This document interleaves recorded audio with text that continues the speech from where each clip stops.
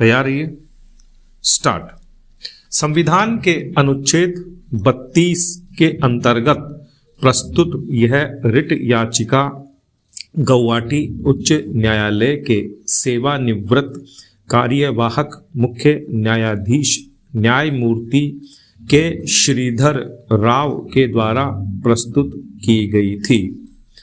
याची की मुख्य मांग थी कि चूंकि वे कार्यवाहक मुख्य न्यायाधीश के पद पर कार्य करते हुए ही सेवानिवृत्त हुए, इसलिए उन्हें एक नियमित सेवानिवृत्त न्यायाधीश के समान पेंशन व अन्य सुविधाएं प्रदान किए जाने का निर्देश जारी किया जाए। याची को सर्वप्रथम कर्नाटक न्यायिक सेवा से वर्ष 1988 में नियुक्ति मिली। वर्ष 2000 में उन्हें कर्नाटक उच्च न्यायालय में न्यायाधीश नियुक्त किया गया। इसके बाद उन्हें गुवाहाटी उच्च न्यायालय में एक नियमित अवर न्यायाधीश के रूप में स्थानांतरित कर दिया गया। दिनांक 13/8/2014 को उन्हें संविधान के अनुच्छेद 223 के अंतर्गत गुवाहाटी उच्च न्यायालय का कार्यवाहक मुख्य न्यायाधीश नियुक्त किया गया और 14 महीने की सेवा के पश्चात इसी पद पर कार्यरत रहते हुए दिनांक 20/1/2015 को वे सेवानिवृत्त हो गए।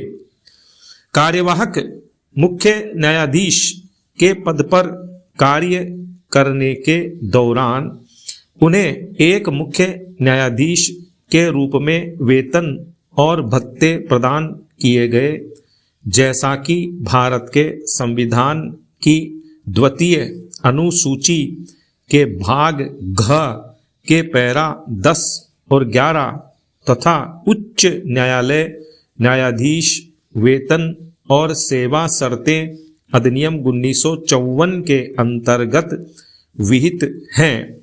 पेंशन कार्यवाही के दौरान याची ने एक मुख्य न्यायाधीश को देय वार्षिक पेंशन अर्थात 5,40,000 रुपये वार्षिक का दावा किया, जिसे विधि और न्याय मंत्रालय ने अस्वीकार कर दिया, और एक न्यायाधीश को देय वार्षिक पेंशन अर्थात 4,80,000 रुपये की पेंशन को स्वीकृति प्रदान की।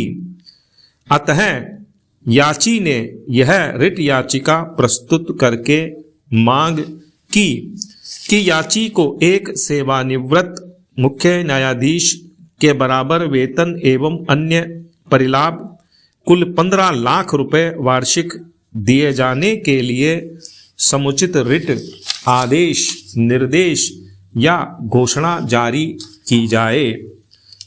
पैरा निर्णय 1। हमारे समक्ष मुख्य विचारणीय प्रश्न है कि क्या याची, जो एक कार्यकारी मुख्य न्यायमूर्ति के रूप में कार्य करते हुए सेवानिवृत्त हुआ, एक सेवानिवृत्त मुख्य न्यायाधीश के समान पेंशन संबंधी परिलाभ प्राप्त करने के लिए हकदार है। उच्च न्यायालय न्यायाधीश अधिनियम 1954 की धारा 14 न्यायाधीशों को भुगतान किए जाने वाले पेंशन के लिए उपबंध करता है। इसमें उपबंध किया गया है कि सेवानिवृत्ति के बाद न्यायाधीश को ऐसी पेंशन देय होगी जैसी कि अधिनियम की पहली अनुसूची के भाग प्रथम में उपबंधित है, किंतु यह इन शर्तों के अधीन है कि कोई भी न्यायाधीश तब तक पेंशन प्राप्त करने के लिए हकदार नहीं होगा जब तक कि पैरा क उसने पेंशन के लिए अपनी सेवा की 12 वर्ष से अनधिक सेवा पूर्ण नहीं कर ली है या ख उसने 62 वर्ष की आयु पूर्ण नहीं कर ली है, या ग उसकी सेवानिवृत्ति खराब स्वास्थ्य के द्वारा मेडिकल रूप में प्रमाणित नहीं है। पैरा शब्द न्यायाधीश को धारा 2(1) जी के अंतर्गत परिभाषित किया गया है, जिसके अनुसार न्यायाधीश से किसी उच्च न्यायालय का न्यायाधीश अभिप्रेत है और इसमें उच्च न्यायालय का मुख्य न्यायाधीश, कोई कार्यवाहक मुख्य न्यायाधीश, कोई अतिरिक्त न्यायाधीश और कार्यवाहक न्यायाधीश भी सम्मिलित है।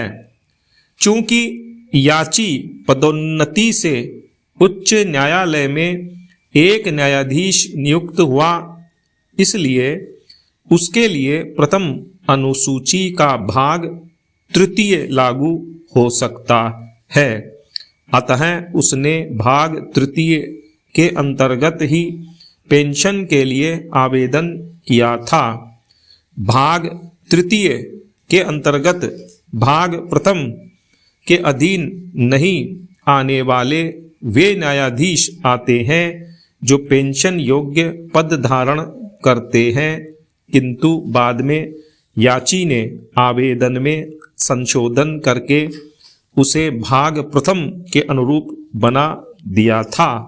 स्टॉप।